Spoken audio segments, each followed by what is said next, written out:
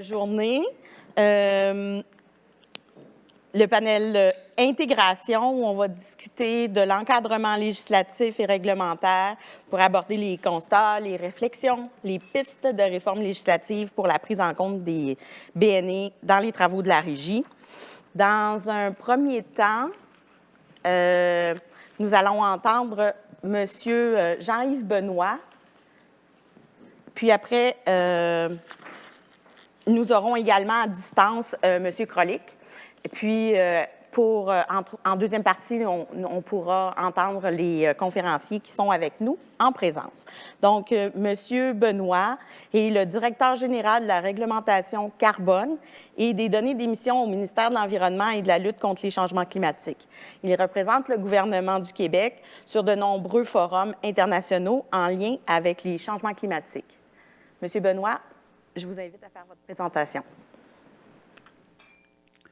Merci beaucoup. Merci beaucoup à la Régie de me donner l'opportunité d'être présent aujourd'hui avec vous. J'aurais bien aimé être en personne. Malheureusement, ce n'était pas possible pour moi aujourd'hui. Est-ce que la présentation va être affichée? Oui. C'est possible de passer à la deuxième, s'il vous plaît? En introduction, la journée d'aujourd'hui porte sur les bénéfices non énergétiques. Je vais peut-être vous amener un petit peu avec une perspective un petit peu différente. La photo que vous voyez à l'écran a été prise il y a environ 1 an par une belle journée, je dirais, d'été. Il y a eu un ciel voilé à Montréal en raison des feux de forêt qui avaient cours en Californie, notre partenaire du marché. Le Québec, la Californie, on est à 5 000 kilomètres de distance et on est affecté. Avec les changements climatiques, de plus en plus, on va subir les impacts. Lutter contre les changements climatiques va représenter des bénéfices non énergétiques très importants. Notre objectif, c'est de lutter contre les changements climatiques de sorte à réduire à moins de 1,5 degrés Celsius le réchauffement planétaire. Mettre un prix sur le carbone, la mise en place d'un marché du carbone est une des façons les plus efficaces d'atteindre cet objectif-là. Et naturellement, la collaboration avec d'autres gouvernements est essentielle parce qu'il n'y a aucun gouvernement dans le monde, peu importe la taille de notre pays, qui peut régler la problématique à lui seul. Donc, la collaboration est vraiment essentielle. Dans ce contexte-là, le gouvernement du Québec s'est donné des objectifs quand même assez contraignants. À l'horizon 2030, on veut réduire de 37,5 nos émissions de gaz à effet de serre par rapport à 1990. Et avec le lancement du plan pour une économie verte l'an dernier, le gouvernement a annoncé son intention de viser la carboneutralité à l'horizon 2050. Donc, les politiques pour réduire les émissions de gaz à effet de serre sont appelées à s'accélérer dans les prochaines années. Prochaine acétate, s'il vous plaît. Donc, le marché du carbone, notre outil central de tarification du carbone, vise principalement à intégrer le coût des externalités environnementales ou des bénéfices non énergétiques dans la prise de décision d'affaires des entreprises.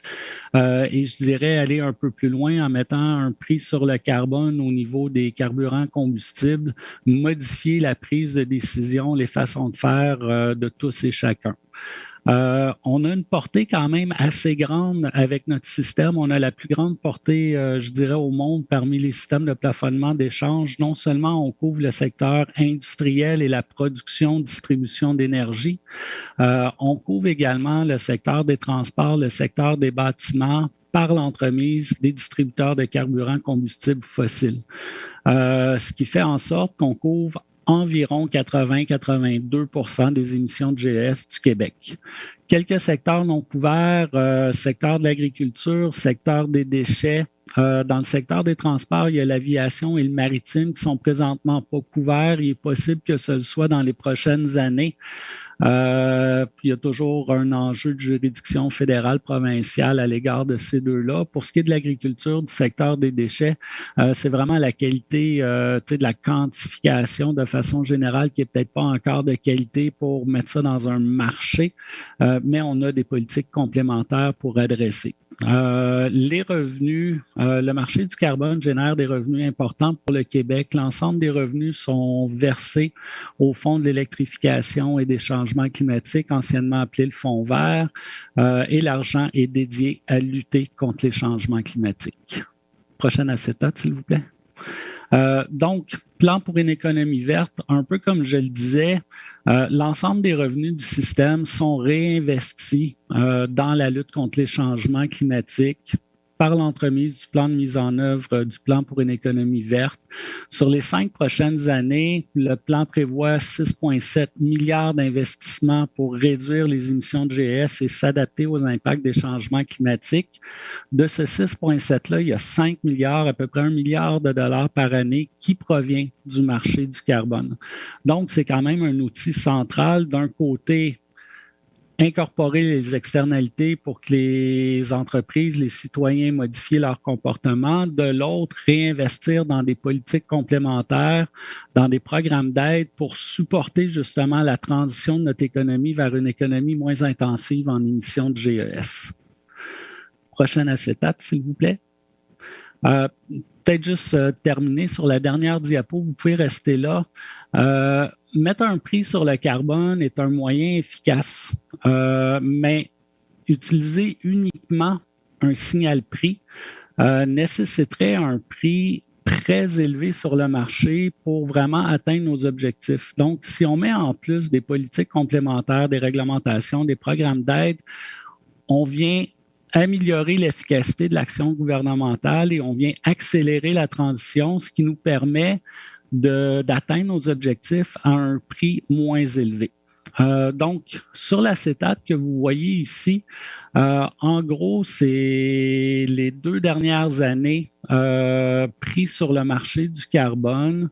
2 éléments très rapides. Vous voyez, je ne sais pas si j'arrive à pointer, mais en début 2020, on voit une baisse assez importante dans les prix sur le marché. C'est vraiment relié à l'incertitude de la COVID et aux mesures de confinement.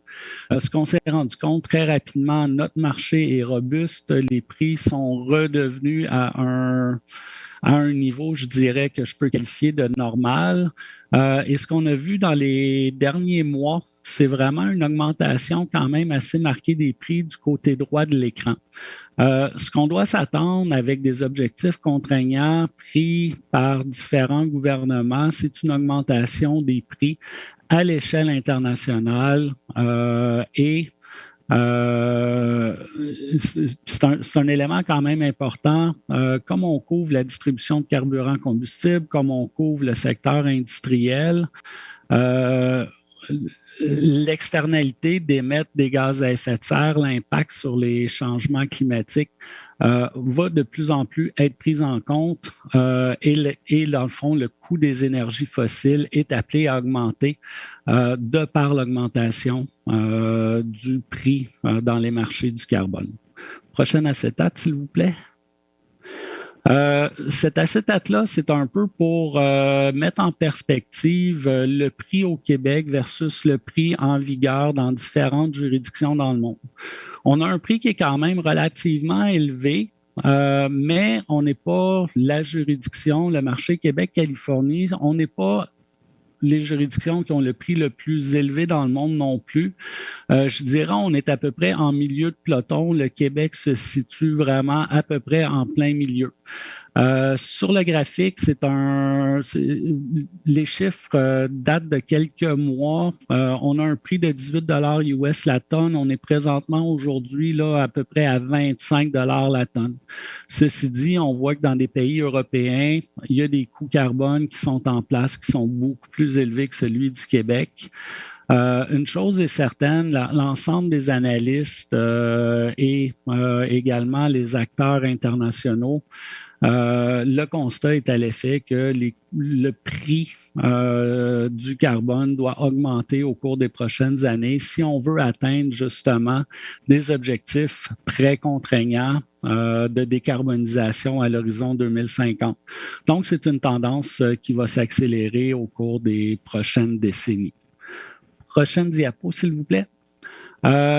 Juste pour revenir au thème du panel aujourd'hui qui traite d'encadrement législatif des bénéfices non énergétiques, peut-être quelques éléments que je désire porter à votre attention et peut-être aussi à l'attention de la régie sur l'encadrement législatif du marché du carbone.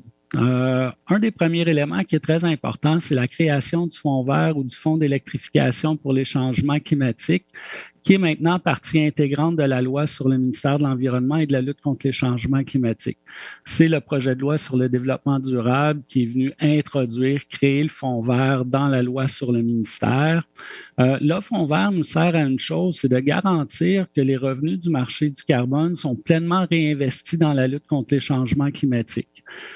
Si les revenus étaient utilisés à d'autres fins que la lutte contre les changements climatiques, il y a un risque que le marché du carbone ou que la tarification du carbone soit perçue comme une taxe indirecte qui, par définition, est illégale. Le gouvernement ne pourrait pas mettre ce type de taxe-là en place.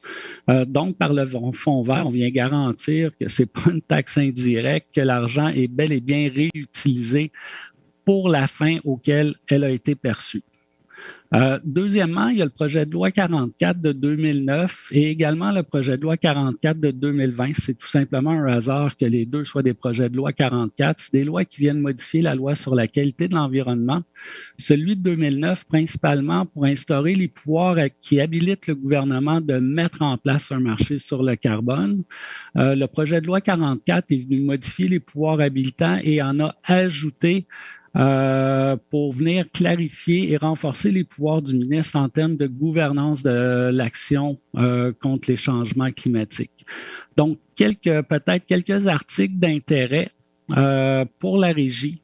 L'article 46.1 qui vient définir qui sont les émetteurs visés, mais également qui permet au gouvernement d'assimiler à une catégorie d'émetteurs, à une catégorie d'entreprises des émissions de GES. C'est principalement utilisé au niveau de la distribution des carburants combustibles. Les personnes qui émettent les GES, c'est le consommateur du carburant, mais on pouvait difficilement viser l'ensemble des citoyens du Québec ou l'ensemble des citoyens de la Californie. Donc, on est venu au niveau du distributeur, on assimile les émissions de GES associées à la vente de carburant combustible au niveau de l'émetteur. Si jamais la régie a une intention d'inclure des bénéfices non énergétiques dans les études, peut-être justement penser au pouvoir habilitant et est-ce que certains bénéfices non énergétiques ou certaines externalités pourraient être légalement assimilés à une catégorie de clientèle. La mise en place du SPDE avec l'article 46.5, c'est vraiment dans la loi qu'on vient camper qu'il y a un système de plafonnement d'échange, un marché du carbone en place au Québec. C'est une assise forte pour la mise en place de ce système-là et s'assurer qu'il ne sera pas contesté légalement. Également, 46.6, obligation pour les émetteurs de couvrir leurs émissions de GES. Ça nous prenait une poignée législative. Quand on parle de couvrir, ça veut simplement dire que si une entreprise émet 10 tonnes de GES ou 10 000 tonnes de GES au cours d'une période donnée, elle doit remettre au gouvernement 10 000 droits d'émission, permis de polluer pour couvrir les émissions réelles de l'entreprise. Également, 46.7, qui est un article très important, établissement des plafonds. On s'est donné des objectifs de réduction. Par le système de plafonnement d'échange, on vient limiter la quantité de GES qui peut être émise par l'ensemble des émetteurs couverts au cours d'une année donnée ou au cours d'une période donnée. Et cette limite-là est établie par des plafonds annuels dégressifs qui sont en lien pour permettre l'atteinte ou contribuer à l'atteinte de nos objectifs de réduction. Finalement, il y a l'article 46.14 qui vient nous permettre de lier notre marché à des marchés mis en place par d'autres gouvernements. Par exemple, celui de la Californie, on est lié depuis 2013 à la Californie. En gros, qu'est-ce que ça dit? C'est qu'on vient reconnaître les permis de polluer émis par la Californie comme étant équivalents à ceux du Québec. Et les permis californiens peuvent être utilisés pour conformité réglementaire au Québec. Donc, c'est un autre aspect qui peut être important, surtout dans un contexte où il peut y avoir un Low Carbon Fuel Standard, des normes sur les carburants propres qui peuvent être mises en place au Québec. Il y a des marchés qui existent. Donc, c'est les éléments d'échange et de reconnaissance liés avec d'autres gouvernements. C'est possible et je dirais la voie est déjà tracée dans la loi sur la qualité de l'environnement avec la mise en place du marché du carbone. Je m'arrêterai ici pour le moment. Ça fait déjà 10 minutes et je passerai la parole à mon collègue Christophe Krolick. Merci. Merci beaucoup, M. Benoît. C'était une présentation super intéressante.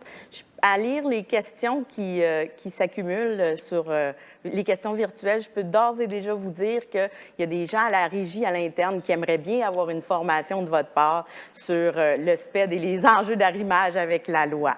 Donc, ça sera peut-être un rendez-vous plus tard. Prochain panéliste, conférencier, M. Christophe Krolick. M.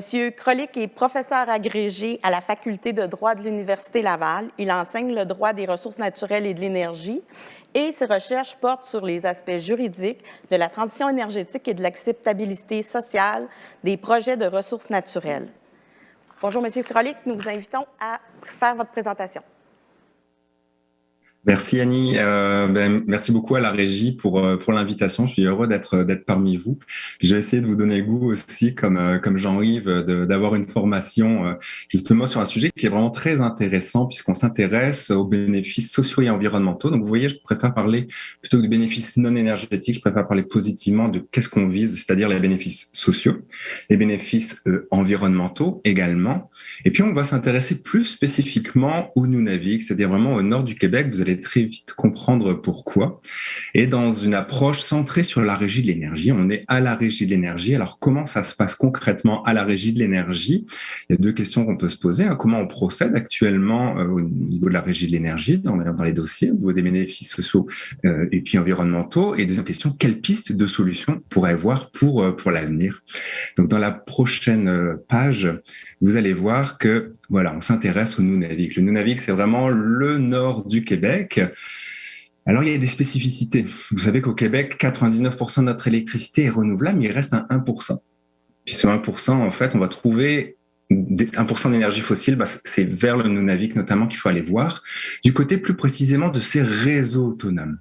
On parle de réseaux autonomes parce que, le Nunavik est constitué de villages, mais ce réseau n'est pas raccordé au réseau de distribution d'Hydro-Québec.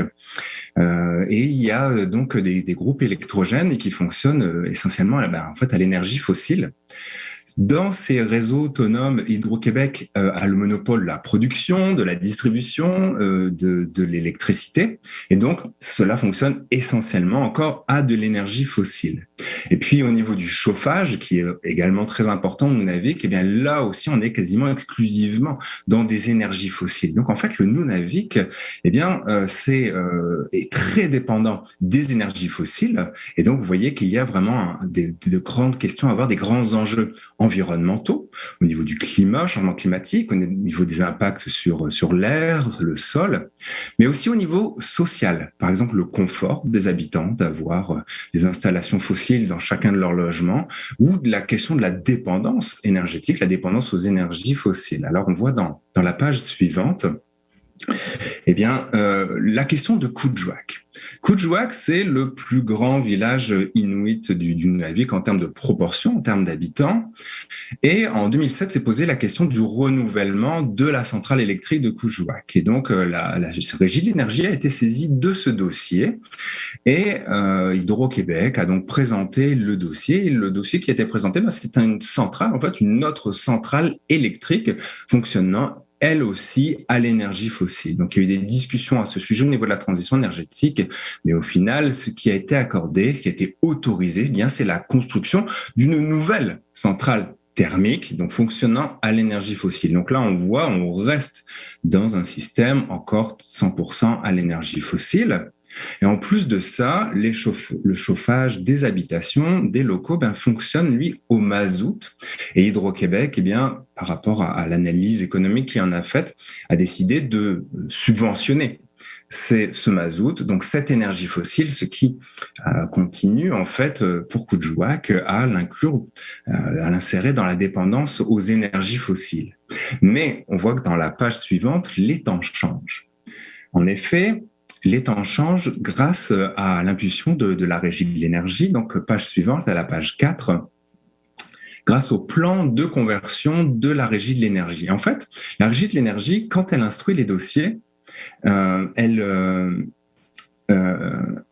dossiers d'approvisionnement d'Hydro-Québec, elle incite Hydro-Québec à changer pour aller vers de la transition énergétique dans ces réseaux autonomes. Et là, vous avez plusieurs décisions de la Régie de l'énergie. Vous voyez que depuis 2005, en fait, lorsque la Régie de l'énergie a analysé les dossiers des plans d'approvisionnement, elle a quasiment systématiquement demandé à Hydro-Québec d'avoir une stratégie pour inclure des énergies plus propres.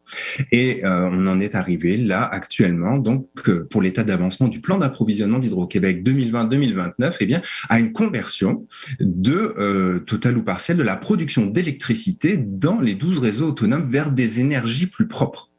Alors, page suivante, comment ça se traduit concrètement ? On a le cas du village, cette fois-ci, d'Inukjuak. Inukjuak, c'est un autre village inuit. Et là aussi, Hydro-Québec a soumis une demande d'approbation d'un contrat d'approvisionnement avec Inavik Hydro. Cette fois-ci, pour une centrale hydroélectrique au fil de l'eau, pour en fait convertir le système électrique à l'électricité, donc à l'hydroélectricité, mais aussi pour pouvoir transformer en fait le système de chauffage individuel par un système bi-énergie, hydroélectricité mazout. Et donc la régie a approuvé ce dossier. Donc là, on est dans une perspective de transition énergétique dans lequel on retrouve des bénéfices sociaux. Bénéfices sociaux issus du fait qu'en fait, on est dans une initiative inuit. C'est vraiment la communauté d'Inukjuak, ces institutions qui ont porté le projet vers Hydro-Québec et qui s'est vraiment fait dans un cadre de concertation. Ça aussi, c'est vraiment important au niveau social. Il y a eu vraiment des rencontres, de la participation, un référendum. Donc, il y a eu toute une initiative locale qui est importante pour la communauté inuit. Donc, ces bénéfices sociaux qui ont été vraiment intégrés dans le cadre d'Inukjuak et des bénéfices environnementaux qui sont prioritaires pour les Inuits et particulièrement en fait la qualité de l'eau parce que le village d'Inukjuak en fait s'approvisionne en eau pour la boisson directement dans la rivière, donc la qualité de l'eau était très importante pour ce village. On voit dans la page suivante qu'en fait, si on analyse les décisions de la Régie de l'énergie, à la fois pour Coudjouac et pour Inukjuak, il y a déjà des bénéfices sociaux et environnementaux qui sont dans la décision. Si on prend le cas de Coudjouac, vous voyez que la Régie s'intéresse à la pollution que peut entraîner la centrale, les émanations atmosphériques, le bruit, la réduction des gaz à effet de serre, la réduction des pannes, des incendies, la qualité de vie des habitants. Donc, en fait, on a déjà intégré ces éléments-là dans la décision Coudjouac. De même que pour Inukjuak, où on voit que la régie, voit qu'il y a une réduction importante des émissions de gaz à effet de serre. Donc, dans la slide suivante, on va voir comment en fait la régie prend déjà en compte ces bénéfices sociaux et environnementaux dans le processus. C'est un processus qu'on peut distinguer en quatre temps chronologiquement. D'abord, on l'a vu, il y a la question du processus de l'impulsion. La régie a impulsé dans plusieurs décisions, dans le cadre des autorisations des plans d'approvisionnement d'Hydro-Québec, d'enjoindre, en fait, par son pouvoir d'ordonnance, Hydro-Québec d'aller de l'avant avec une stratégie d'approvisionnement vers des énergies plus vertes. Vient le deuxième temps, où là également, dans ces plans d'approvisionnement, Hydro-Québec doit prévoir les caractéristiques des contrats qu'il entend conclure avec la communauté. Et parmi les critères qui vont guider Hydro-Québec pour l'adoption de ces contrats d'approvisionnement, on trouve au moins 2 éléments en termes de bénéfices sociaux et environnementaux. Il y a l'acceptabilité sociale, il y a la réduction des émissions de gaz à effet de serre. Troisième temps, c'est l'adoption du contrat d'approvisionnement. Et dans ce cadre-là, eh bien, la régie a, dans le cas de Coudjouac et dans le cas d'Injouac, approuvé en contrôlant les caractéristiques, en fait, les 4 caractéristiques qui sont ici mentionnées. Et le temps qui sera le dernier temps, ça va être le contrôle, ça va être le suivi de ces critères. Et donc, dans les prochains plans d'approvisionnement, eh bien, on peut s'attendre à ce que la régie continue de voir, d'analyser si vraiment ces critères ont bien été pris en compte dans le cadre de l'approvisionnement. Alors, page suivante, même si il y a déjà des bénéfices sociaux et environnementaux qui sont déjà pris en compte, il y a quand même des limites que l'on trouve à la réglementation. Il y a 3 limites que l'on peut mentionner. La première limite, c'est lorsque la régie autorise un contrat d'approvisionnement, eh bien, elle doit sélectionner le contrat qui comporte le prix le plus bas.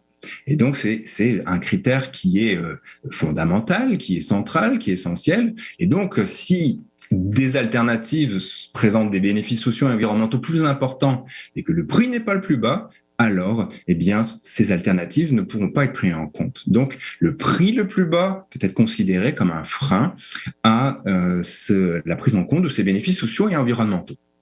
Le deuxième point, c'est l'analyse pour Hydro-Québec, lorsqu'il soumet son contrat d'approvisionnement, eh bien, d'avoir d'autres alternatives, d'autres solutions énergétiques. Et en fait, dans le cadre de la réglementation actuelle, eh bien, Hydro-Québec n'a pas forcément à présenter en fait les autres solutions énergétiques. Il le fait, je cite là, le cas échéant, donc c'est un pouvoir discrétionnaire de sa part. La régie peut lui demander des explications, mais fondamentalement, lorsqu'on arrive à l'adoption du contrat, déjà il est très tard, et en plus Hydro-Québec n'a pas formellement l'obligation de présenter des alternatives qui pourraient être quand même plus intéressantes au regard de tel ou tel bénéfice social ou environnemental. Troisième limite de la réglementation, c'est qu'on a vu qu'en fait la régie avait, dans le cadre de l'approbation des plans d'approvisionnement, adopté des critères pour ces contrats. Et lorsqu'on regarde la décision d'approbation du contrat d'Inukjuak, en fait, on voit que l'analyse de la régie se limite essentiellement au prix le plus bas et que ces caractéristiques, en fait, eh bien, je pense notamment à l'acceptabilité sociale ou la réduction des émissions de gaz à effet de serre, on ne les voit pas vraiment dans cette décision d'autorisation. La régie pourrait certainement aller plus loin dans ce domaine et l'application de la réglementation. On a donc des pistes d'amélioration dans la page qui suit.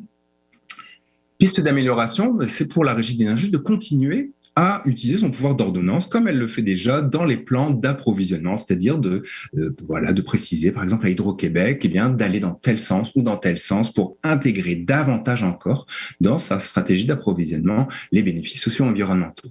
Supprimer l'exigence du prix le plus bas permettrait également de s'ouvrir à d'autres bénéfices sociaux et environnementaux. Examiner systématiquement des alternatives énergétiques, notamment dans un cadre de processus où la participation des populations est encore plus importante, parce qu'on le voit, il y a le côté environnemental dont on a beaucoup parlé, mais il y a le côté social qui est très important, notamment pour les populations inuites.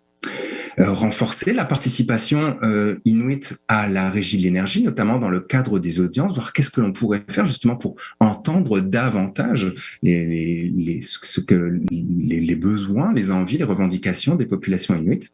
Et puis, comme on l'a vu, continuer à suivre l'application de ces caractéristiques sociales et environnementales une fois que ces contrats ont été adoptés. Slide suivante. En fait, la question de ces bénéfices sociaux et environnementaux, même dans le secteur de l'énergie, dépasse le cadre de la régulation énergétique. Il dépasse le cadre de la régie de l'énergie. Pour ça, je vais prendre un exemple concret. On en a parlé déjà cet après-midi. C'est finalement qui paye ce surcoût, en fait, social et environnemental. Selon la réglementation actuelle, ça va plutôt être le consommateur. En fait, ça va se répercuter concrètement dans le prix de l'électricité si on intègre des bénéfices sociaux et environnementaux qui vont au-delà, en fait, du prix le plus bas. On pourrait avoir d'autres alternatives. On pourrait considérer, par exemple, on sait qu'Hydro-Québec fait des milliards de bénéfices. On peut considérer bien qu'il prendra un petit peu moins de bénéfices cette année. Mais ça se répercutera finalement sur le contribuable parce que finalement, ces bénéfices, eh bien, ils reviennent à l'État. Ce sont d'autres services que l'État ne pourra pas avoir si ces bénéfices ne sont pas là. On peut considérer que c'est le contribuable, finalement, qui paierait par ses impôts ses bénéfices sociaux et environnementaux, ou comme Jean-Yves vient nous le présenter, peut-être les revenus issus du marché du carbone pourraient peut-être être dédiés à cette question, en fait, des bénéfices sociaux et environnementaux. Je n'ai pas la réponse à vous apporter, mais en tous les cas, on peut vraiment se poser la question de qui finance. Et puis, si on parle du coût, continuons à repenser ce coût. Lorsque Hydro-Québec présente un coût à la Régie de l'énergie, pour lui, le coût le plus bas, c'est le coût le plus bas pour Hydro-Québec. Mais si l'on prend le cas, par exemple, du chauffage Inuit, eh bien, en fait, c'est du mazout qui est apporté individuellement à chaque maison. Puis là, c'est des milliers de maisons où, bien régulièrement, on vient remplir les cuves de mazout. Puis vous doutez que de temps en temps, il y a des fuites. Puis, à force d'avoir des fuites, eh bien, il y a des terrains à décontaminer. Eh bien, le coût de décontamination des terrains n'est pas assumé par Hydro-Québec. Il est assumé par d'autres instances publiques. Finalement, c'est le contribuable qui en vient à payer. Alors, est-ce qu'on est vraiment dans le coût le plus intéressant? Bref, là, il y a une question de coût plus complet qui dépasse peut-être le cadre de la Régie de l'énergie. C'est pour ça que dans la page suivante, la dernière page, en fait, on va avoir des perspectives d'ouverture. Parce on entendait le ministre ce matin parler et le ministre nous montrer l'initiative du gouvernement, les initiatives. Qu'est-ce que l'on peut faire, en fait, si on dépasse le cadre, on va au niveau gouvernemental? Il y a la possibilité pour le gouvernement d'adopter des décrets sur les préoccupations économiques, sociales et environnementales. En fait, des éléments, des directives qui peuvent être précisées à la régie sur comment mieux prendre en compte ces bénéfices socio-environnementaux. Au niveau du gouvernement, vous savez, le gouvernement, c'est l'actionnaire d'Hydro-Québec. Et donc, dans ce cadre-là, eh bien, le gouvernement, eh bien, il adopte le plan stratégique d'Hydro-Québec très en amont, très au début. Donc, c'est là aussi où le gouvernement pourrait agir vraiment pour, au niveau de la stratégie d'Hydro-Québec, intégrer davantage les bénéfices socio-environnementaux et leur préciser lesquels. Et enfin, la Régie de l'énergie dispose aussi d'un pouvoir, c'est de transmettre un avis de sa propre initiative sur toute question qui relève de sa compétence au ministre de l'énergie. Et donc, la Régie pourrait aussi transmettre donc au ministre eh bien, un avis sur ses bénéfices sociaux et environnementaux. Et ainsi, on pourra avoir relevé encore le débat qui peut-être va au-delà de la simple question de la régulation énergétique. On en finit donc avec la slide suivante parce qu'il me reste simplement à vous remercier. Je suis ravi et j'ai très envie d'écouter vos questions et vos commentaires. Merci beaucoup.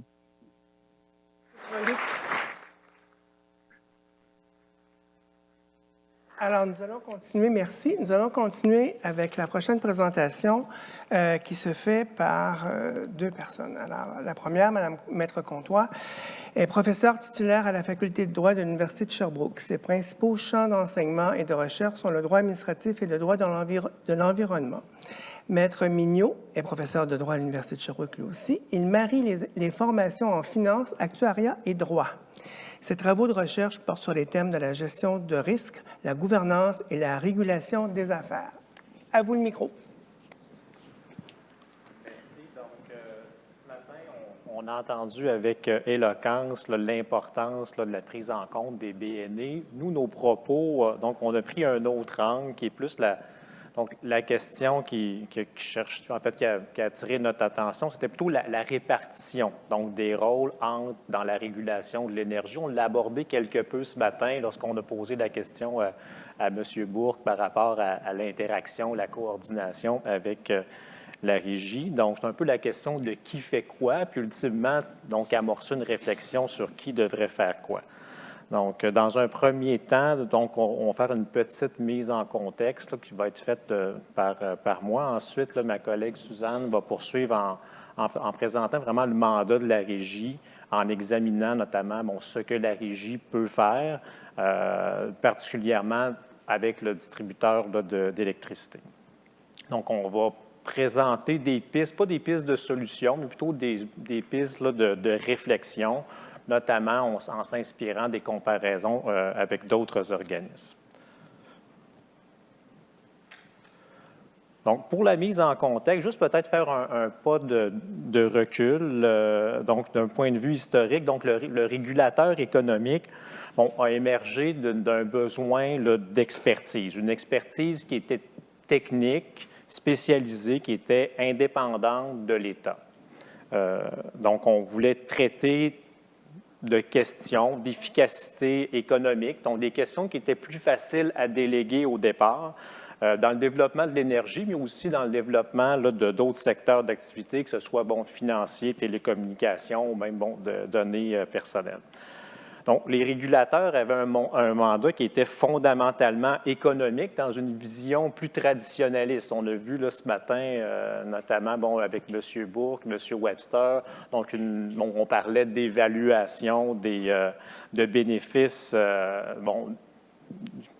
d'être moins économique traditionnel. On parlait aussi de bénéfices monétaires, non monétaires. Mais dans la vision plus traditionnelle, donc on visait justement à pallier à des failles, donc soit des barrières à l'entrée, monopole, asymétrie d'information. Plus récemment, donc au fil du temps, donc le mandat législatif des régulateurs d'énergie s'est élargi. Donc, c'est élargi avec des finalités autres qu'économiques, donc en intégrant des facteurs sociaux, environnementaux, qui étaient encadrés autrefois par d'autres fonctions de l'État ou encore d'autres régulateurs. Certains ont été plus loin, donc on a même confié, si on prend par exemple Alberta Energy Regulator, qui avait reçu une compétence pour faire même des évaluations environnementales sur des projets énergétiques. Une frontière qu'on n'a jamais franchie ici, où est-ce que justement il y a toujours eu cette coordination entre le rôle de la Régie de l'énergie et le BAP. Donc, cet élargissement-là des mandats, on voit que ça a différents avantages, puis nous, on ne questionne pas ces avantages-là, mais en même temps, ça soulève des interrogations. Donc, des interrogations notamment sur la diversité des objectifs qui sont poursuivis. Donc, on parle d'objectifs qui sont économiques, sociaux, environnementaux, et aussi par une multiplicité d'acteurs, donc qui suscitent des tensions, soit d'un point de vue vertical entre le gouvernement et le régulateur, ou de façon horizontale, donc entre les régulateurs, comme par exemple entre la Régie de l'énergie et le BAP. Donc, ma collègue va vraiment dresser le portrait au niveau de la loi sur la Régie. Bien, merci aussi pour l'invitation. Je suis ravie d'apprendre autant dans une seule journée là, sur tous des sujets qui m'intéressent. Par rapport à la question « qui fait quoi ?», ce que j'ai regardé plus particulièrement, c'est quelle est la place de la Régie dans la mise en œuvre des politiques sociales et environnementales. Puis ce que je vais tenter d'expliquer, c'est que la Régie a une certaine place dans la mise en œuvre des politiques sociales et environnementales, mais que sa place n'est pas toujours garantie. Donc, partant là, du mandat de la Régie qui est prévu à l'article 5, je vais prolonger avec une analyse des pouvoirs dont ce mandat est assorti pour savoir véritablement ce que signifie l'élargissement de mandat. On a dit, au-delà de sa finalité première qui est économique, la Régie doit tenir compte de préoccupations sociales et environnementales dans une optique de développement durable, mais encore faut-il que la loi, sa loi constitutive ou d'autres lois connexes lui reconnaissent des pouvoirs d'intervenir en ces matières. Parce que, comme on le sait, comme tous les organismes de régulation, la Régie est un organisme statutaire qui n'a de pouvoir que ceux qui lui sont accordés par la loi ou par sa loi constitutive ou d'autres lois connexes. Par exemple, en matière de régulation des tarifs, l'article 31 alinéa 1 de la loi sur la Régie prévoit que la Régie exerce une compétence exclusive en matière de fixation ou de modification des tarifs de transport et de distribution d'électricité. Il s'ensuit qu'à moins d'être expressément autorisé par la loi, un empiètement du gouvernement ou du ministre dans une compétence exclusive de la Régie serait susceptible de donner lieu à la nullité de l'intervention, comme l'illustre l'arrêt Action Réseau Consommateurs contre Québec. En revanche, dans le cas particulier de la prise en compte des politiques sociales et environnementales, les pouvoirs qui sont délégués à la Régie sont beaucoup plus encadrés politiquement. Donc, une juxtaposition des pouvoirs de la Régie et ceux du gouvernement est d'ailleurs prévue expressément à l'article 5 de la loi sur la Régie qui précise que Dans l'exercice de ses fonctions, la Régie favorise la satisfaction des besoins énergétiques dans le respect des objectifs et des politiques énergétiques du gouvernement. Donc, au terme de l'article 5, la Régie a une place dans la mise en œuvre des politiques sociales et environnementales, mais il est clair que la marge de manœuvre dont elle dispose en cette matière demeure soumise aux objectifs établis par le gouvernement dans ses politiques. C'est aussi ce qui découle, par exemple, de l'article 49, alinéa 10, auquel a référé Christophe Krolick. Cet article précise que lorsqu'elle fixe ou modifie un tarif de transport d'électricité, la Régie doit notamment tenir compte de préoccupations économiques, sociales et environnementales que lui indique le gouvernement par décret. Donc, par décret, le gouvernement peut aussi faire connaître ses orientations. Puis là encore, ce n'est pas la Régie qui conduit, mais elle a une place dans la mise en œuvre des politiques sociales et environnementales.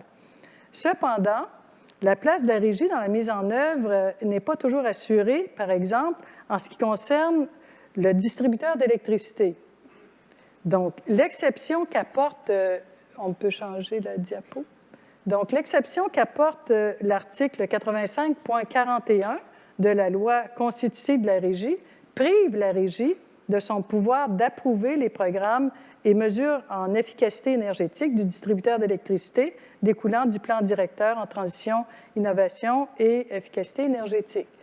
Donc, selon les articles 17.1.1 à 17.1.12 de la loi sur le ministère des Ressources naturelles et de la faune, les orientations, objectifs généraux, cibles à atteindre, ainsi que l'élaboration du plan directeur en transition, innovation et efficacité sont plutôt confiées au ministre des Ressources naturelles et de la faune, à qui la loi impose de recueillir l'avis d'un comité consultatif, le comité consultatif sur les changements climatiques, et sont soumis au gouvernement pour approbation et autorisation de mise en œuvre, non pas à la Régie.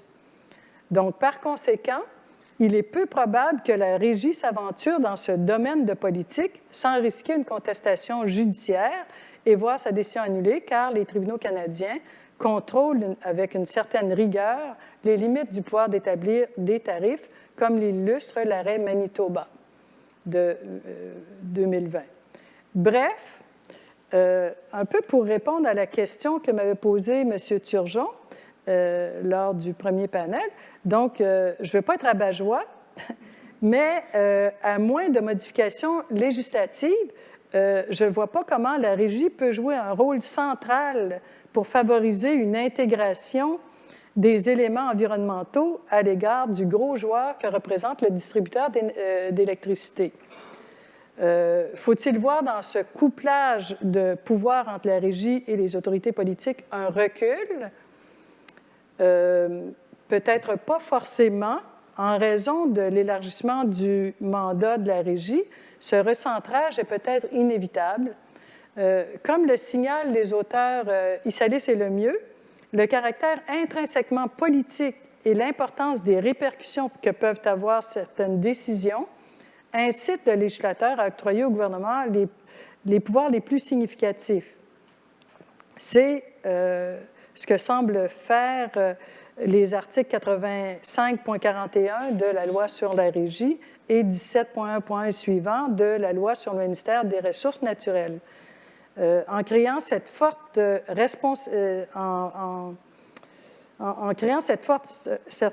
exception, les responsabilités de la Régie par rapport au plan directeur se limitent aux distributeurs de gaz naturel.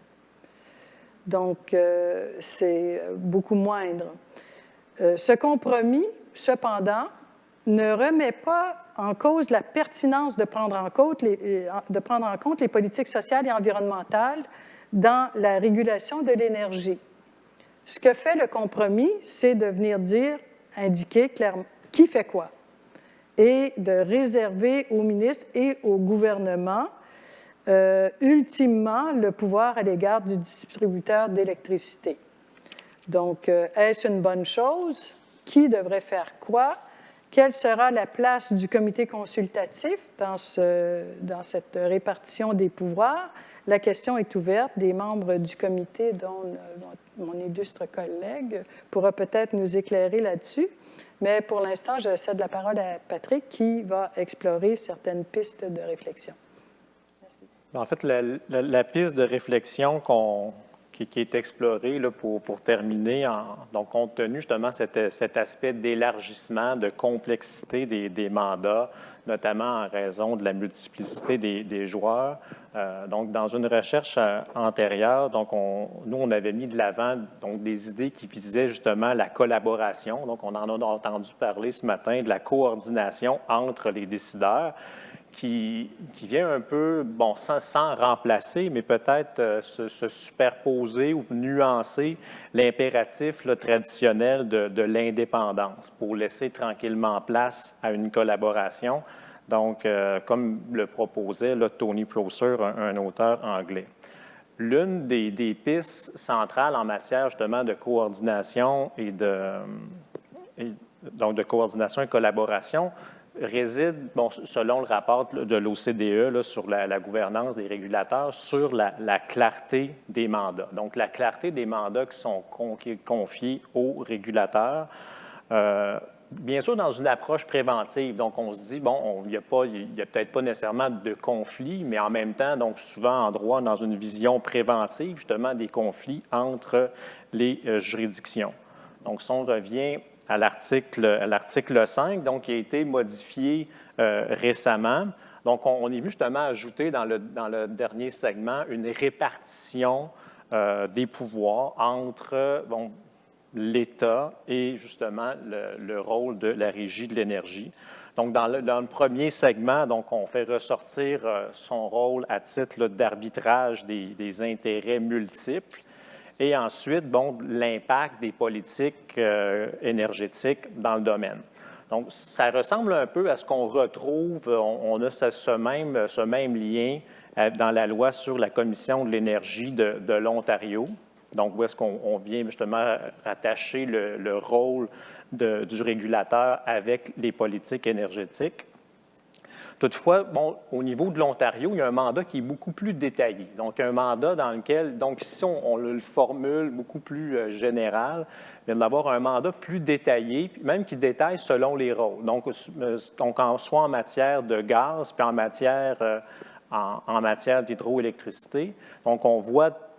Si on prend, par exemple, tantôt l'article 85.41, donc, en tant que tel, on peut penser que les objectifs, la mission, pas nécessairement les mêmes si on est en matière d'électricité qu'en matière de gaz, compte tenu des nuances qu'on vient faire dans les contrôles.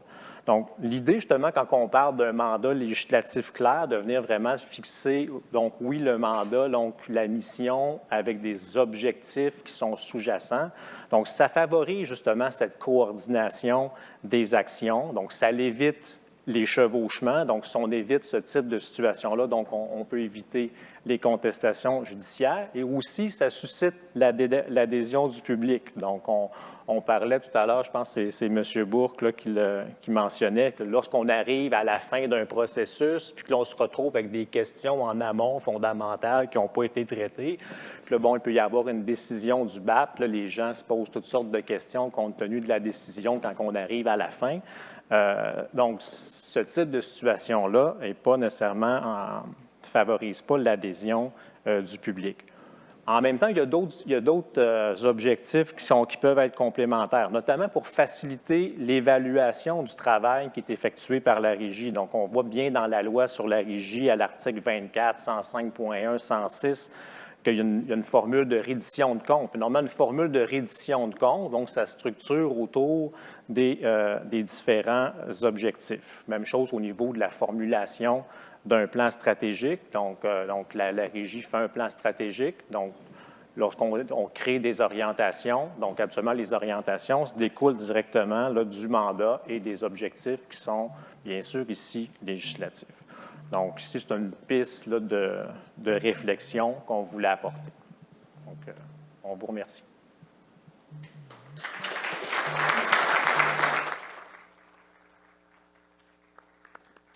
Merci à vous deux. Alors, le prochain est le dernier à prendre la parole. Pierre-Olivier Pinault. Monsieur Pinault est professeur titulaire au département des sciences de la décision du HEC et depuis fin 2013 titulaire de la chaire de gestion du secteur de l'énergie. Spécialiste des politiques énergétiques, particulièrement en électricité, il intervient régulièrement dans les médias. À vous la parole. Merci beaucoup. C'est toujours difficile de parler le dernier et donc je remercie la régie et tout le monde ici d'être encore ici. Et s'il y en a encore des gens en ligne, je les remercie d'avoir tenu jusqu'à la fin. Je pense que ce colloque est extrêmement bien placé parce que, et je vais en parler dans ma présentation, il faut refaire la loi sur la régie de l'énergie, il faut revoir la réglementation de l'énergie au Québec. On a fait des consultations en mars-avril dernier avec différents acteurs. On a publié la semaine dernière un rapport sur la réglementation de l'énergie au Québec. Il y a une grande unanimité, en tout cas dans les 50 personnes qu'on a réunies, pour exprimer l'insatisfaction envers la réglementation de l'énergie au Québec. Donc, on est mûr pour des réformes. Je vous invite, là, je ne suis pas très bon en marketing, je n'ai pas mis de photos du rapport que vous pouvez aller télécharger sur le site de ma chaire, mais je vous invite à le faire. C'est vraiment une multitude d'acteurs qui ont été consultés et qui ont mené à ce rapport que nous avons fait. Mon propos aura essentiellement deux éléments. Le premier élément, c'est que la loi est très problématique à plusieurs égards, notamment parce qu'elle ne remarque pas que l'énergie ne sert que des bénéfices non énergétiques. Et je vais donc vous expliquer ça. Et le deuxième volet de mon propos, c'est de dire que malgré tout, on a plein de choses qu'on peut faire dans le cadre de la loi, donc on peut quand même progresser avec les outils qu'on a aujourd'hui. J'essaye d'avancer. J'appuie sur le bouton vert. Ah, ça. Bon, je vais le prendre parce qu'au risque d'enfreindre les lois de la santé publique, je prends le boîtier. L'article 5 a été pas mal discuté aujourd'hui, mais en grosso modo, c'est pour établir l'équilibre entre l'intérêt public, la protection des consommateurs, le traitement équitable des transporteurs et du distributeur, pour satisfaire les besoins énergétiques dans le respect de plein de choses. Mais tout ça, c'est dans la loi. Donc, en fait, tout ce qu'on peut vouloir, c'est déjà dans la loi parce que tous les bénéfices non énergétiques, les objectifs des politiques énergétiques, les perspectives de développement durable, ça, c'est tout ce qui est les bénéfices non énergétiques. L'équité individuelle et collective, c'est aussi des bénéfices non énergétiques. C'est déjà dans la loi. Ce qui est problématique, c'est besoins énergétiques. Le seul besoin énergétique que nous avons en tant qu'humains, c'est le nutritionniste qui nous le dit, c'est les 2000 calories qu'on doit manger par jour. Ça, c'est notre besoin énergétique. Vous n'avez pas besoin de 30 kWh ou 20 kWh ou 50 kWh par jour. Vous n'avez pas besoin de 5 litres d'essence par jour. On ne le sait pas. Si vous avez une maison passive et que vous êtes en bicyclette, votre besoin énergétique tel que conçu, il est de peut-être 15 kWh par jour. Il peut être extrêmement faible. Donc, on ne sait pas ce que c'est un besoin énergétique. Et ça, c'est très problématique parce qu'on est dans un monde où on doit diminuer notre consommation d'énergie. Mais qu'est-ce que c'est le besoin énergétique? Aujourd'hui, pour beaucoup de Québécois, ils pensent que le besoin énergétique, c'est d'avoir la capacité de dégivrer, de faire fondre la neige dans leur entrée de garage avec un fil électrique qui passe sous le garage. Ça fait partie des besoins énergétiques des Québécois. Très clairement, ce n'est pas un besoin énergétique comme on l'entend de façon un peu intuitive. L'approvisionnement suffisant, qu'est-ce que c'est un approvisionnement suffisant encore? Est-ce que c'est que vous puissiez chauffer votre spa l'hiver avec un approvisionnement électrique? Donc, est-ce que c'est ça un approvisionnement suffisant? Encore une fois, c'est pas clair du tout. Juste tarif, très difficile à établir. Parce que c'est un juste tarif, je ne vais pas aller là-dedans. Et le quatrième point, la fourniture d'électricité est destinée exclusivement à la satisfaction des besoins du marché québécois. Et là, on le sait, on est très fiers au Québec d'exporter de l'aluminium. Est-ce que l'électricité que l'aluminium utilise, c'est pour les besoins québécois? Est-ce que les centres de données qu'on attire ici, qui sont des centres de données internationaux, c'est pour des besoins québécois? Tout ça, c'est d'une très, très grande non-clarté. Donc, il y a beaucoup, beaucoup de flou là-dedans. Donc, c'est très problématique d'agir à l'intérieur de ça. Pourtant, la régie a des grands pouvoirs. Et quant à moi, des pouvoirs qu'elle n'assume pas complètement, elle pourrait aller beaucoup plus loin. C'est très clair, ça a été souligné par mes collègues ici. La régie a compétence exclusive pour fixer ou modifier les tarifs. Elle peut agir de sa propre initiative pour énoncer des principes généraux pour déterminer l'application des tarifs. Elle peut faire beaucoup de choses. Est-ce qu'on a vu la Régie prendre beaucoup d'initiatives sur les tarifs d'électricité? Pas vraiment. Historiquement, c'est plus à la remorque des demandes du gouvernement, d'Hydro-Québec. On a peu vu la Régie dire il faudrait mettre un tarif de puissance pour les consommateurs résidentiels parce que ça n'a aucun sens qu'on ne paye pas la puissance au niveau des consommateurs résidentiels. La Régie aurait clairement le pouvoir de le faire. Donc, elle a des pouvoirs, elle a différentes contraintes. Et ça, c'est des contraintes, à mon avis, qui ont été tout à fait légitimes par le passé et qui étaient nécessaires, mais qui aujourd'hui, au XXIe siècle, sont des contraintes du passé qui n'ont plus lieu d'être quant à l'uniformité des tarifs sur tout le territoire. Est-ce que pour des banlieusards pour qui on étend le réseau électrique, est-ce que c'est normal que ce soit l'ensemble de la collectivité qui paye pour étendre le réseau de distribution dans des régions où clairement on fait de l'étalement urbain? Après ce qu'on a entendu de Jérôme Duprat qui nous disait qu'il faut protéger le territoire et il faut justement cesser l'étalement urbain. On subventionne l'étalement urbain en ayant justement le réseau de distribution qu'on étend dans des zones qu'on défriche pour mettre des maisons. On le fait payer par l'entièreté de la collectivité. Donc, il n'y a plus de justification aujourd'hui d'avoir un tarif uniforme. L'interfinancement qui était nécessaire au début pour donner l'accès à tous les Québécois à l'électricité, aujourd'hui, le développement économique fait en sorte que nous sommes dans une large majorité des personnes qui vivent dans des conditions socio-économiques bien supérieures à celles de nos grands-parents au Québec. Donc, on n'a plus besoin, en tant que consommateur résidentiel, de bénéficier de l'interfinancement. Au contraire, on mine la compétitivité des commerces et des industries en leur faisant payer plus cher l'électricité qu'ils consomment et en nous donnant le loisir de chauffer nos spas, de faire fondre la neige dans notre entrée de garage avec l'électricité qui est subventionnée par les consommateurs commerciaux et résidentiels. Donc ça, c'est clairement des contraintes que la Régie a et dont elle essaie de se sortir tranquillement en ce qui concerne l'interfinancement.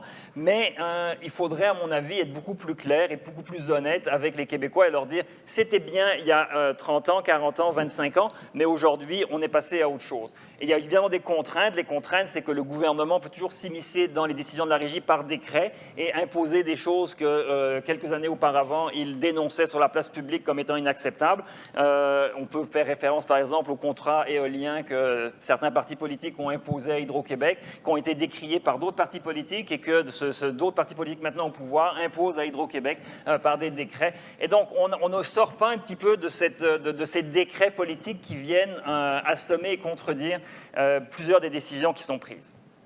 Malgré tout ça, on peut faire plusieurs choses, et c'est mon avant-dernière diapositive, parce que je veux quand même essayer de garder quelques minutes pour des questions.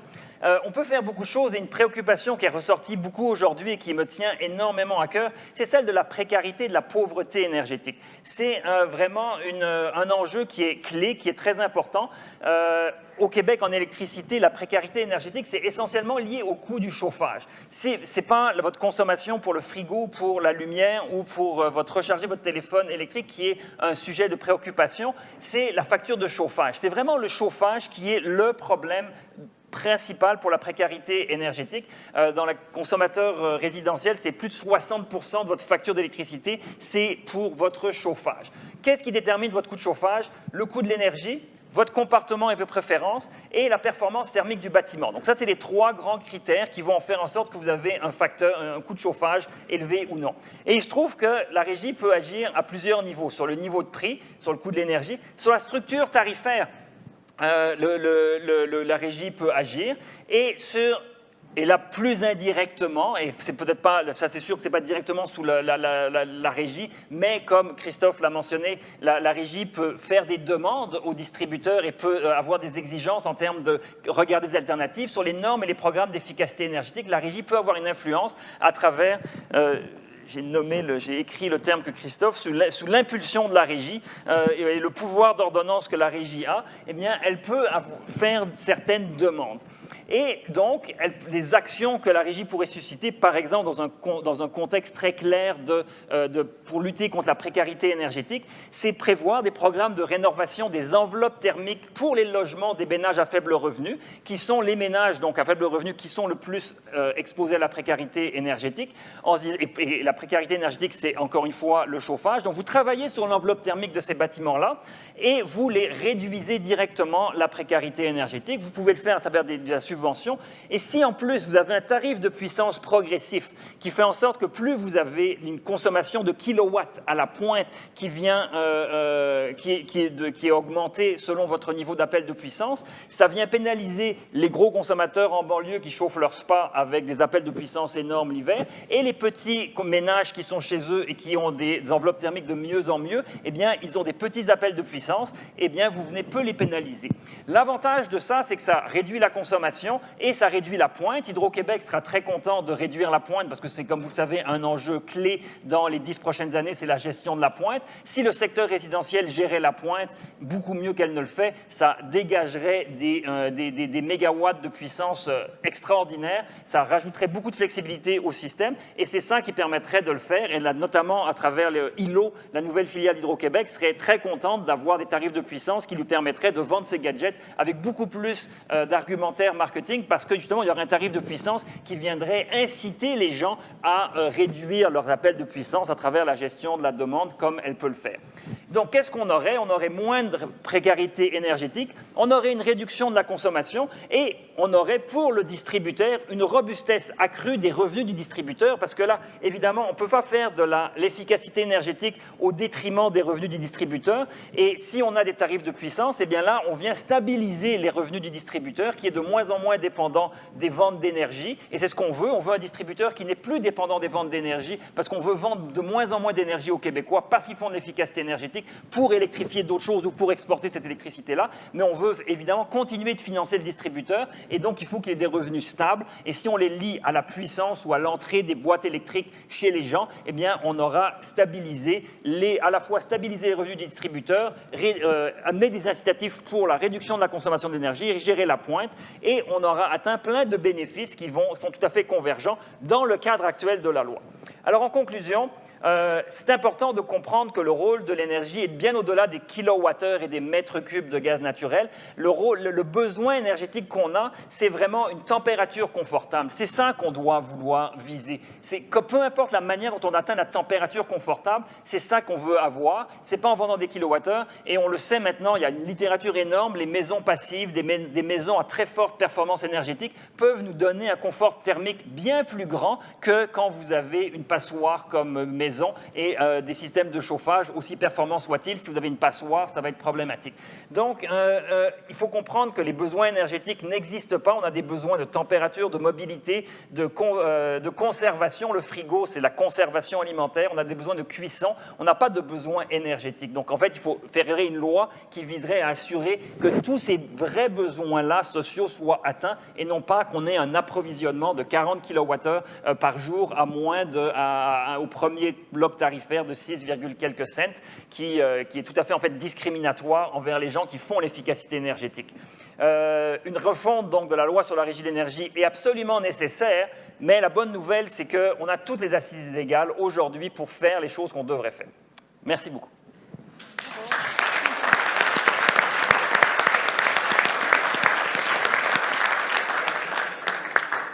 Merci beaucoup, Monsieur Pinault. On arrive à la toute fin là, de la journée, c'est notre dernier panel et je vous ai entendu, les panélistes, nous parler de répartition des rôles et de refonte de la loi sur la régie de l'énergie. Alors, j'avais réservé une petite question un peu philosophique qui venait des questions virtuelles, puis je vais tenter de vous poser la question, voir ce que vous pourriez nous répondre sur cette question-là. Dans une démocratie avec un gouvernement responsable devant une législature élue, est-il approprié que ce soit un régulateur composé de décideurs non élus qui fasse les choix non économiques qui impliquent des choix de société ou gérer, c'est choisir? Choisir des moyens pour atteindre des objectifs sociétaux ne relève-t-il pas plutôt du gouvernement? C'est un beau projet, comme question. Je vous l'avais dit, hein, c'est une question philosophique un petit peu. Une question de légitimité, j'imagine, c'est un peu la question qu'on pose. Initialement, quand on a créé des organismes de régulation, on l'a fait, comme disait Patrick, pour des raisons de technicité. Puis parce que c'est un domaine qui était plus complexe, pour assurer aussi une accessibilité puis une efficacité, bien, on a préféré que, puis on a voulu aussi garder une certaine distance par rapport aux autorités politiques, dépolitiser d'une certaine façon, parce que la situation des organismes de régulation, bien, c'est une indépendance relative, hein, parce que compte tenu de l'indissociabilité là, des questions sociales, environnementales, énergétiques, bien, forcément, il va y avoir des rapports entre le gouvernement et la régie. C'est que là, la question, est-ce qu'il est illégitime pour des régisseurs non élus de se prononcer sur ces questions-là? Ça va peut-être trop loin, mais je pense que l'idée d'un compromis, puis l'idée d'une coordination, parce que quand l'organisme, ça dépend aussi de la composition de l'organisme de régulation. Fait que si on veut qu'il sorte de la technicité, bien, il faut que la composition reflète aussi les enjeux sociaux puis environnementaux. Fait que je pense qu'il y a pas une seule bonne réponse à cette question-là, puis ça dépend des paramètres, je dirais. Merci. Est-ce qu'il y a quelqu'un qui voulait renchérir? Je pense que la régie doit gérer, doit arbitrer certaines décisions. Et cet arbitrage-là, c'est très, très bien que ce ne soit pas politique et politisé. Donc, je pense que c'est tout à fait légitime, mais c'est évident que les objectifs ne doivent pas être fixés par la régie, ils doivent être fixés par la société québécoise à travers le gouvernement. Mais une fois qu'on a fixé ces objectifs, il faut qu'il y ait un organisme neutre qui permette justement de prendre des décisions qui ne sont pas politiques. Vous vouliez ajouter quelque chose? Oui, est-ce que vous m'entendez? Oui. Oui. En fait, je rebondirais sur deux éléments. En fait, on nous a partagé, Suzanne, Patrick, en fait, qu'il y avait un partage des responsabilités entre le gouvernement, la régie de l'énergie. Et c'est déjà comme ça qu'on fonctionne, parce que la régie de l'énergie, c'est un acteur, effectivement, qui a une expertise, mais qui s'inscrit déjà dans un cadre démocratique.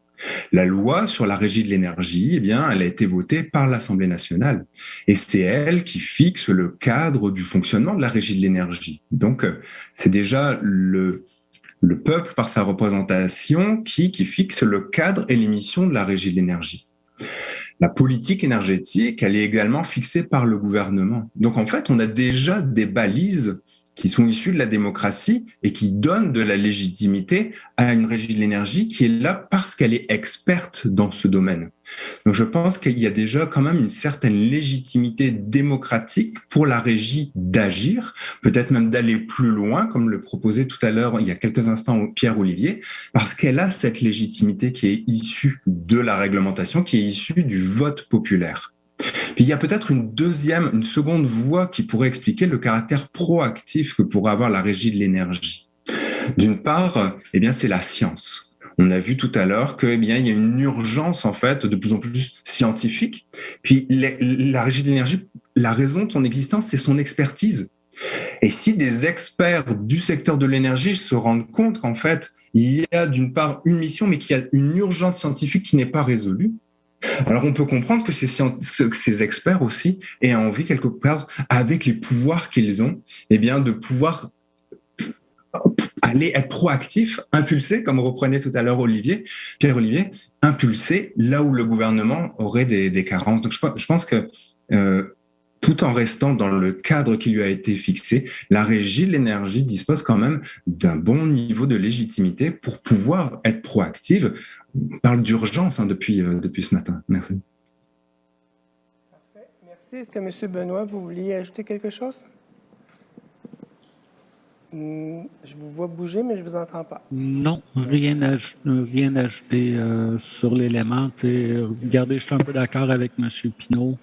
Le gouvernement, son rôle, c'est de donner les grandes orientations. La régie est vraiment un comité d'experts et je crois que c'est les personnes les mieux placées pour appliquer les orientations établies par le gouvernement. Donc, je crois qu'avoir deux paliers, le gouvernement, les élus qui viennent donner les objectifs et après ça, un groupe d'experts comme à la régie pour appliquer, c'est une approche qui est très efficace, là. Écoutez, on va malheureusement mettre fin. On arrive à la toute fin. Je voudrais vous remercier. C'est pas évident de passer en dernier, je suis tout à fait conscient. Alors, j'invite les organisateurs du prochain de vous mettre en premier. Alors, écoutez, ça a été, merci à vous cinq, ça a été très, très intéressant. Il nous reste à nous, à ma collègue et à moi, je pense qu'avant de céder la parole à M. Dumas, je pense que nous, on a pas mal, on peut dire, on va cocher, c'est livré. Je voulais aussi remercier ma collègue Sylvie Durand qui nous a donné un coup de main dans les questions. Merci. Ça a été assez apprécié. Et aussi, je voudrais en fait personnellement remercier Annie pour la complicité et d'avoir passé cette journée avec moi. Alors, merci beaucoup. Et M. Dumas, ça va être maintenant à vous. Merci au panel.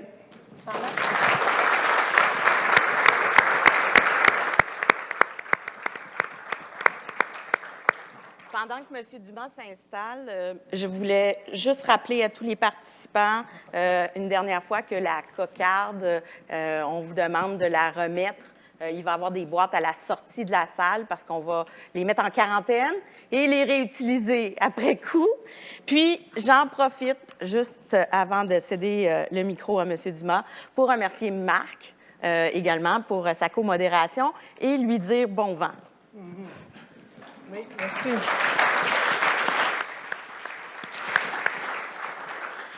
Alors, merci à tous les participants qui ont passé la journée avec nous, soit en présence, soit en ligne. Merci également, évidemment, à nos présentateurs qui ont été très généreux de leur temps et du partage de leur expertise. J'ai été vraiment très impressionné par la qualité des présentations qui nous ont été faites. D'ailleurs, ces présentations-là seront à votre disposition là, sur le site Internet de la Régie. Prochainement, on vous avisera. Je ne vais pas tous les nommer, mais merci évidemment à tous mes collègues de la Régie qui ont participé à l'organisation de l'activité. Merci à Annie et Marc qui ont agi à titre d'animateurs. Et pour ceux qui ne le savent pas, je voudrais profiter de l'occasion pour souligner que c'est la dernière journée d'emploi à la Régie pour Marc. Il est entré en fonction le 3 juillet 2017. Et donc, on a eu le plaisir de pouvoir compter sur ses fidèles et loyaux services pendant plus de 14 ans. Tout au long de ces années, Marc a incarné les valeurs de la Régie qui guident nos actions au quotidien, le respect, la compétence et l'impartialité. La fonction de régisseur requiert plusieurs compétences que Marc a su démontrer dans l'exercice de ses fonctions. C'est notamment démarqué par sa cohérence, son exemplarité et sa conscience professionnelle. Comme en témoigne son engagement et sa contribution au colloque d'aujourd'hui, il se tient toujours informé et à jour sur l'évolution des savoirs et des pratiques de son travail, et ce, de façon proactive. À ce titre, il est un modèle à suivre. Alors, afin de témoigner notre reconnaissance et notre amitié à Marc, j'inviterai les personnes qui sont présentes ici à lui donner une bonne main d'applaudissements.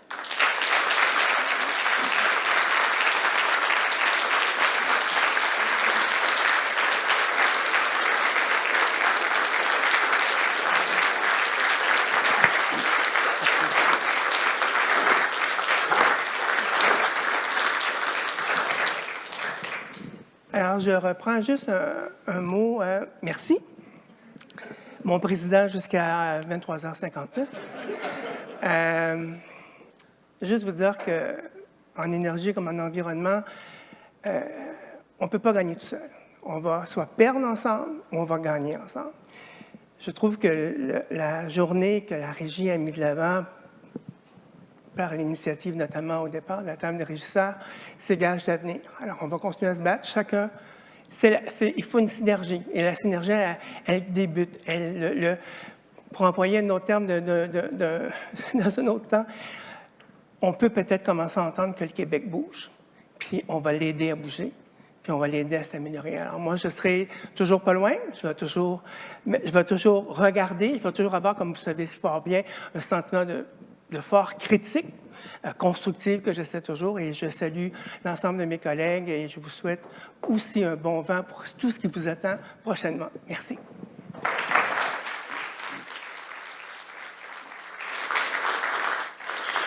Alors, je vais conclure, moi, ce ne sera pas très long. On a parlé beaucoup de bénéfices non énergétiques aujourd'hui. Moi, je vous dirais qu'un des très grands bénéfices non monétaires de la fonction que j'occupe, c'est que j'apprends des choses pratiquement tous les jours. Et aujourd'hui, j'ai trouvé que par la qualité des présentations, ça a été vraiment exceptionnel, tout le contenu intéressant qu'on a pu avoir. M. Pinault a fait allusion à la publication du rapport sur la réglementation là, qui a été rendu public tout récemment. Un des constats, évidemment, c'est qu'il y avait sans doute lieu de dépoussiérer la loi sur la régie de l'énergie. Il y a lieu de mettre ça à jour. Je laisse ça aux autorités compétentes. Moi, tout ce que je veux vous dire, tout simplement, c'est que je ne vais pas attendre les grandes réformes législatives pour aller de l'avant. Ça a été mentionné aussi. La régie de l'énergie a de la marge de manœuvre. Il y a des champs d'application qu'on peut occuper davantage et c'est là-dessus qu'on va se pencher, qu'on va continuer d'avancer. Dans le rapport de M. Donsky, il y avait déjà des pistes d'amélioration qui avaient été identifiées. On en a eu des nouvelles aujourd'hui. Alors, on va tout mettre ça ensemble et ce qu'on envisage, c'est possiblement, là, peut-être ça prendra une autre forme, mais on peut envisager qu'il pourrait y avoir éventuellement un dossier générique auquel, évidemment, les entreprises réglementées, les participants seraient appelés à contribuer. Alors, on va examiner ça tout prochainement. Et puis, écoutez, tout simplement, il y aura d'autres rendez-vous sur le BNE et sur d'autres sujets. Merci à tous et au plaisir de vous revoir. Merci.